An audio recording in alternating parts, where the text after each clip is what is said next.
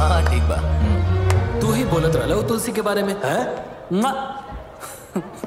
देखा तरह ना आशिक शिव कुमार के कैसे स्टाइल में खड़ा होके लड़की लोग के ताड़ा। Let's welcome the next student on the stage. Please come over.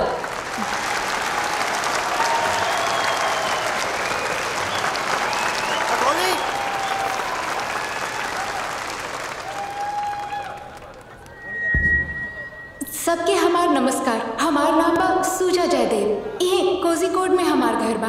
Thank you. हे सुजा जी, आप ऐसे कैसे जाता नहीं? एगो गाना बनेला कि ना? हाँ बनेला।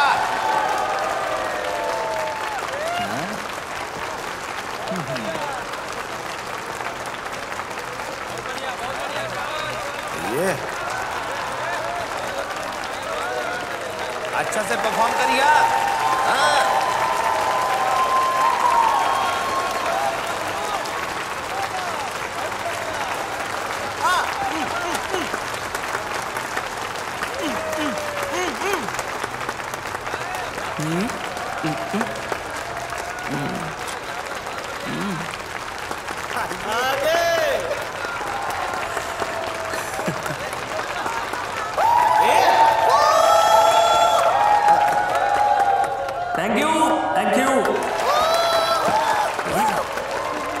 तीनों हमेशा एक साथ रहत रहलन। शिव कुमार, सेवी पुन्नुस और सेल्वाराज।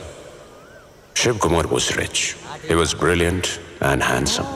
सेकेंड ईयर में बारू तू? उफ, हॉस्टल में रह के डेटिंग कैसे कल जाला हम सिखाई ना रहे हम दा। मजे बानी। हाँ का भाई हम तोरा के सिखाइब ना? कहीं ना प्रोफेसर बाड़े ना। ओके ठीक बा, बाय। Selvaraj was different. हमने के हमेशा ओकरा पर शक होखत रहले कि वो तमिलनाडु से MBBS पास कैले बाकी ना। Did I ask for validity? हम मंगले रहनी का? हाँ, जाइए यहाँ से।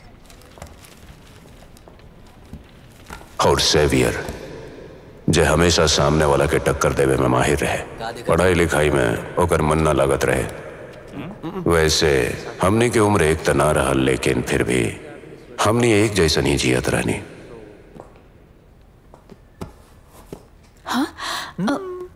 सुजा, तू हमारा दिल में वैसे ही बसल बाड़ू जैसे एगो घोंसला में पक्षी के बच्चा।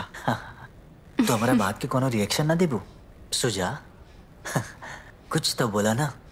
हमके हमार पैर से जमीन पे रंगोली बनाए के बा, यही से हमके जाए के पड़ी। हाँ? अरे सुजा, सुना था कविता पूरे ना भाई।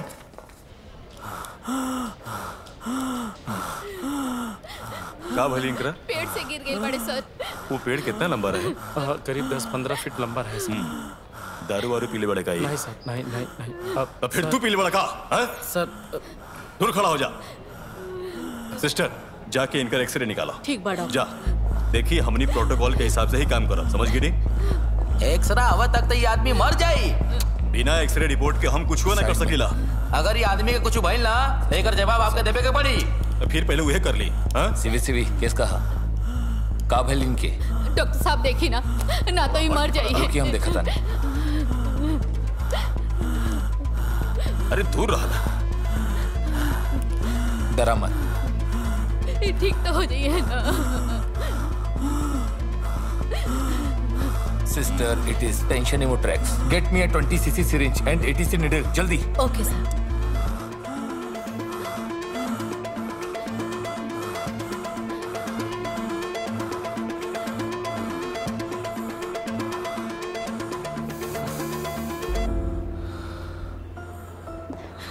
आपके धन्यवाद सर। भीड़ का है जमाबा, साइड हटा।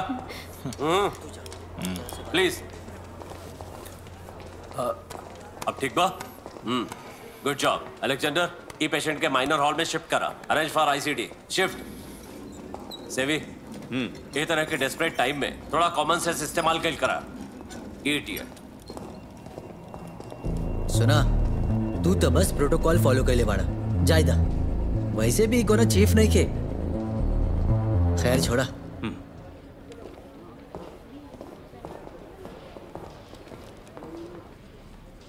18 रन दिलस, हिसाब में मत लिख लिया। अरविंद डी सिल्वा श्रीलंका फ्यूचर के बेस्ट बैट्समैन है।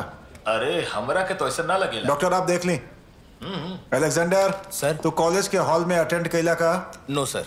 It's a good opportunity, miss मत करिया। कोक्रेन सिस्टम है, बकरा के कोराइड हाइप्रो आनोमोटिकल के संभाल के रखिया। ओके सर। और एनाटॉमी सेक्शन हॉल में हम cover De De. Thank you. HOD बकरा के स्टडी खातिर देले रहे। एक तो हमनी 10 लोग बानी, ऊपर से एगो बकरा। यहाँ पे तो चाकू रखे के भी जगह नहीं थे। ई बकरा के देख भी ना सके नी डॉक्टर। Excuse me, hello. अगला दिन हमरा एगो सर्जरी करे के बा। ई कॉलेज के सिस्टम है और हमरा के ई बकरा के बहुत ज्यादा जरूरत है। एचओडी बोले बड़े जे भी होके हमनी ना दे सके नी। ई फर्स्ट ईयर के स्टूडेंट खातिर बा। You may please leave and come back later. हमने कहाँ रहनी? हाँ एजा। आप अब तक गई नहीं ना?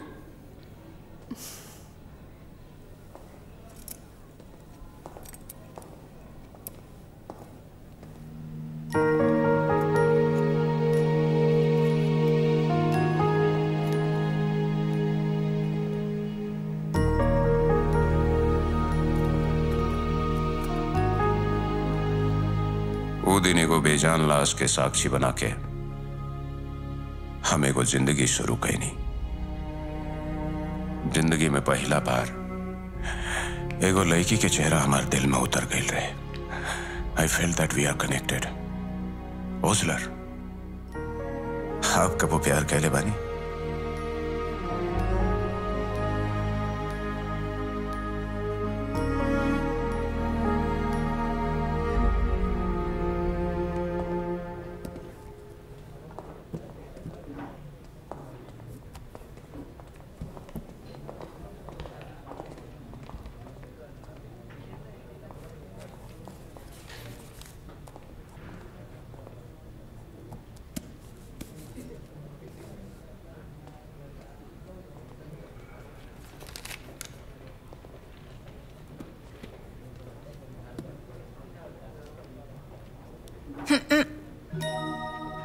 कह ना सकल कुछ ना बोलल, खामोशी का कह गइल रे।